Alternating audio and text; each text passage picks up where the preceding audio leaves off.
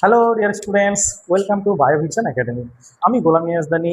আজকে থেকে তোমাদের অ্যানিম্যাল কিংডমের জার্নি কিন্তু শুরু হলো। এই অ্যানিম্যাল কিংডমের যতগুলো ফাইলাম আছে সবগুলো কয়েকটি ভিডিওর মাধ্যমে আমি তোমাদের তুলে ধরবো। তার মধ্যে আজকে চলো প্রথম পার্টটা শুরু করা যাক। এই ফাইলাম অ্যানিমালিয়ার প্রথম যেটা ফাইলাম সেটা হলো কি না পরিফেরা। তাহলে এই পরিফেরা আমাদের যে প্রথম ফাইলাম সেটা দিয়েই ক্লাসটা আমি শুরু করছি। অ্যানিম্যাল কিংডমের ফাইলাম এই পরিফেরা এর অপর নাম কিন্তু স্পঞ্জেস। তাহলে এই ফাইলাম পরিফেরাকে স্পঞ্জ নামেও জানা যায়। আমরা এই ফাইলাম পরিফেরাকে যদি দেখি তাহলে দেখবো যে এদের বাসস্থান কোথায় না মোস্টলি মেরাইন। এরা কিন্তু বেশিরভাগই সামুদ্রিক, তবে মিষ্টি জলেও কিছু কিছু পরিফেরা পাওয়া যায়। এদের যদি প্রতিসাম্যতা যদি দেখা যায় এরা কিন্তু অপ্রতিসম, মানে এরা হলো অ্যাসিমেট্রি। প্রথমত এটা কিন্তু জেনে রাখো। তাহলে এরা কিন্তু অ্যাসিমেট্রি, মানে এরা দুটি সমান ভাগে বিভাজিত হয় না। মানে করা যায় না, এরাকে দুটি সমান ভাবে বিভাজিত করা যায় না। তার পরবর্তীতে যদি দেখা যায় এদের অর্গানাইজেশন বা সাংগঠনিক স্তর, সেটা কি অর্গানাইজেশন এদের যদি দেখা যায় বা সাংগঠনিক স্তর, এটা কিন্তু এদের সেলুলার বা কোষীয়। তার মানে এদের ক্ষেত্রে কিন্তু একটা ইম্পর্টেন্ট কথা, টিস্যু ফর্ম হয় না। অনেকগুলো কোষ কিন্তু একত্রিত হয়ে যখন কোনো একই ধরনের কাজ করে সেটাই তো সেই সমস্ত কোষগুলো একত্রে টিস্যু বলা হয়। এদের ক্ষেত্রে ওই রকম সাংগঠনিক ভাবে কিন্তু কোনো কাজ করতে দেখা যায় না কোষদেরকে। এককভাবে কিন্তু কোষগুলো এককভাবে কাজ করে। এর জন্য এদের মানে অর্গানাইজেশন বা সাংগঠনিক স্তর হলো কোষীয়। বোঝা গেল? এর পরবর্তীতে এরাকে যদি দেখা যায় এরা মাল্টিসেলুলার, কিন্তু এরা মাল্টিসেলুলার। পরবর্তীতে এদেরকে যদি আমি একটা মানে ছবির মাধ্যমে দেখি তাহলে দেখবো, দেখো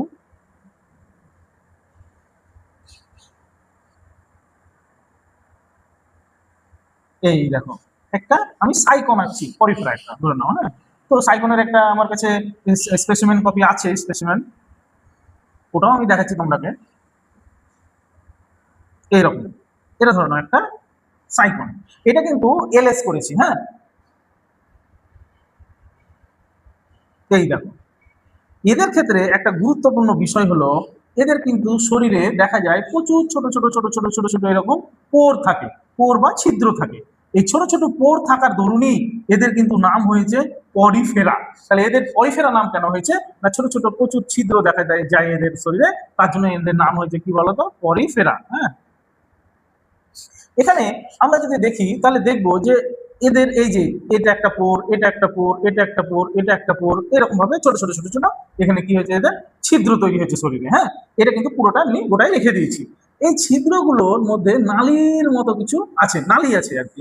এই নালীর মাধ্যমে কিন্তু কি হয় বলতো, বাইরে থেকে এই নালী দিয়ে শরীরের মধ্যে কিন্তু জল প্রবেশ করে এদের। এদের এই নালীর মাধ্যমে বাইরে থেকে শরীরে তাহলে জল প্রবেশ করছে।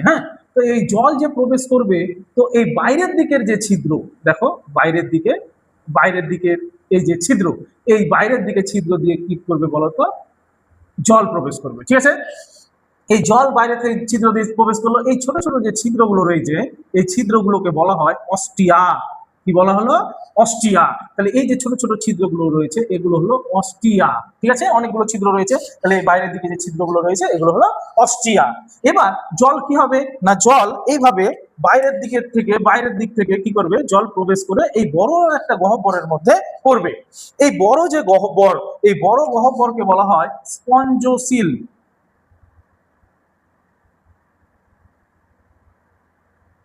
এই বড় যে গহ্বর এটাকে বলা হচ্ছে স্পঞ্জোসিল। তাহলে এই ভেতরের দিকের যে গহ্বরের মধ্যে বাইরে থেকে জলগুলো প্রবেশ করলো, বাইরের দিকে জলগুলো প্রবেশ করে কি করছে না এই ভেতরের দিকের গহ্বরে পড়ছে। তাহলে এই দিক থেকে জল প্রবেশ করছে, এই দিক থেকে জল প্রবেশ করছে, চারিদিক থেকে কি করছে জল প্রবেশ করছে।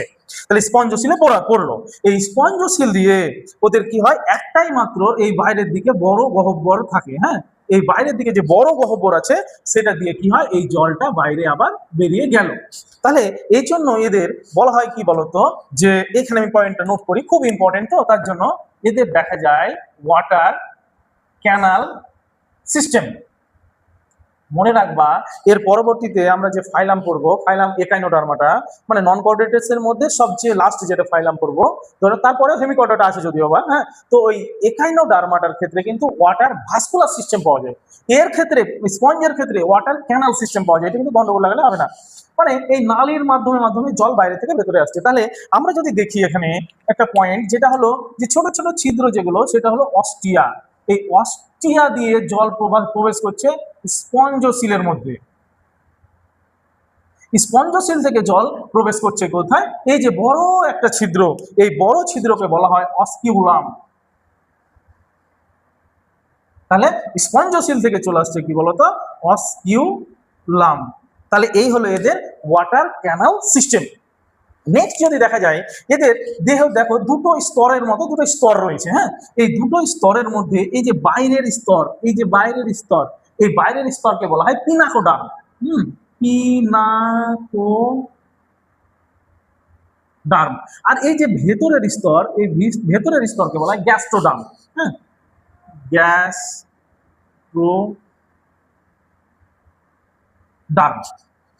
এই গ্যাস্ট্রোডার্ম। এই দুটো যে স্তর, এই দুটো স্তরের মধ্যে এদের জেলি সদৃশ্য কিছু পদার্থ পাওয়া যায়, কিন্তু কোষযুক্ত।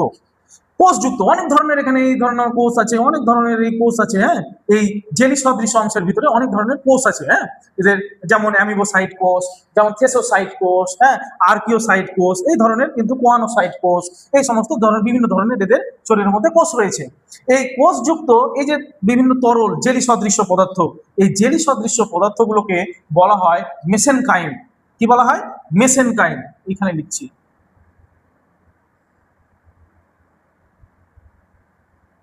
মেসেনকাইম বলা হয়, CHYME। এবার এবার যদি আমি দেখি এই কোষের মধ্যে এই যে স্পঞ্জোসিল দেখছি, খুব গুরুত্বপূর্ণ আর কি, ইউনিক এদের ক্যারেক্টার একটা।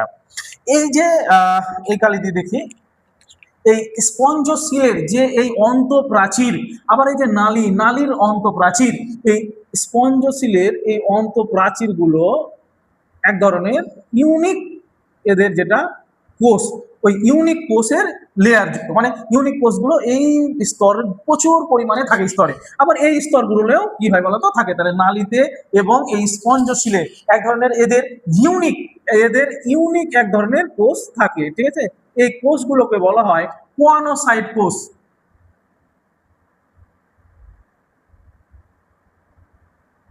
কোয়ানোসাইট সেলটা যদি এইদিকে দেখা যায়, আমি দেখাই তোমরাকে, তাহলে বুঝতে পারবা।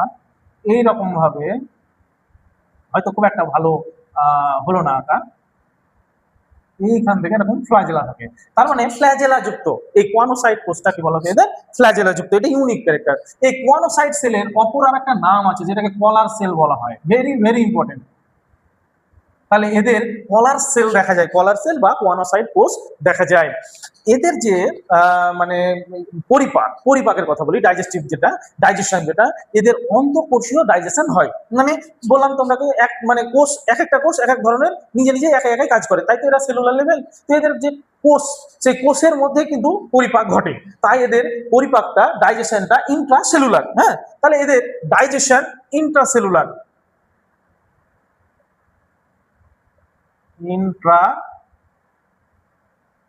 সেলুলার। এবার যেমন ধরে নাও এদের থেসোসাইট কোষের মধ্যে কি হয়? খাদ্য সংবহন মানে সরি খাদ্য সঞ্চিত থাকে আর কি। হ্যাঁ, এর পরবর্তীতে আমি তোমরা একটা ছোট্ট, মানে এদের যে গুরুত্বপূর্ণ ছোট্ট একটা কথা বলি, সেটা হলো এদের কিন্তু অন্তঃনিষেক দেখা যায়।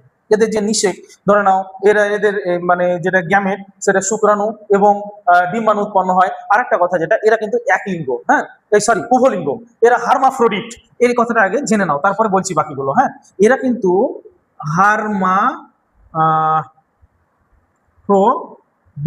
হার্মাফ্রোডিট মানে উভলিঙ্গ, মানে একই একই প্রাণীর মধ্যে কি তৈরি হয়?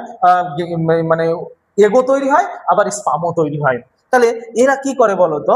এরা এরা ওখানেই স্পাম তৈরি করবে, ওখানেই কি তৈরি করবে বলতো? ওভা তৈরি করবে, দিয়ে ওদের ওই শরীরের মধ্যে কি নিষেক ঘটবে, তাই এদের কি দেখা যাবে বলতো? অন্তঃনিষেক দেখা যায়। এটা সিম্পল কথা, কিন্তু মাথায় রাখতে হবে। এবার নেক্সট যদি দেখি, এদের কিন্তু অন্তঃকঙ্কাল যেটা স্কেলিটন, এটা এদের যে স্কেলিটন, হ্যাঁ, মানে এদের যে শরীরের যে কাঠামো কাঠামো তৈরি হয় যে জিনিস দিয়ে, সেটা হলো কি বলতো, স্পঞ্জিন ফাইবার। আবার আর একটা জিনিস দিয়ে, সেটা হলো স্পিকিউলস। এই স্পঞ্জিন ফাইবার স্পিকিউলস গুলো দেখতে অনেকটা এইরকম ধরনের, ধরে নিতে পারো এইরকম ধরনের স্পিকিউলস তৈরি হয়ে গেছে। আবার দেখা গেল যে এইরকম ধরনের স্পিকিউলস তৈরি হয়ে গেছে। এদের এগুলো কি হয় বলতো, অন্তঃকঙ্কাল গঠিত হয় এইরকম কাঁটার মতো গঠন দিয়ে, ঠিক আছে। যে স্কেলিটন, স্পঞ্জিন ফাইবার আর স্পিকিউলস দিয়ে এদের গঠিত হয়। নেক্সট যদি আমরা দেখি, তাহলে এদের যে মানে ডেভেলপমেন্ট, হ্যাঁ, আমরা যদি ডেভেলপমেন্ট দেখি, এদের এদের ডেভেলপমেন্ট ইনডাইরেক্ট হয়। Development indirect. ইনডাইরেক্ট কথার অর্থ কি, সরাসরি মানে যে অ্যাডাল্ট প্রাণী সেটা কিন্তু তৈরি হয় না, মানে লার্ভা আগে গঠিত হয়, তারপরে তখন পরিণত প্রাণী আসে। তাহলে এদের ইনডাইরেক্ট ডেভেলপমেন্ট। আর এদের লার্ভাটা তাহলে কি, লার্ভা যদি দেখি, লার্ভা হলো অ্যামিবোসাইটস, মানে অ্যাম্ফিব্লাস্টুলা, হ্যাঁ।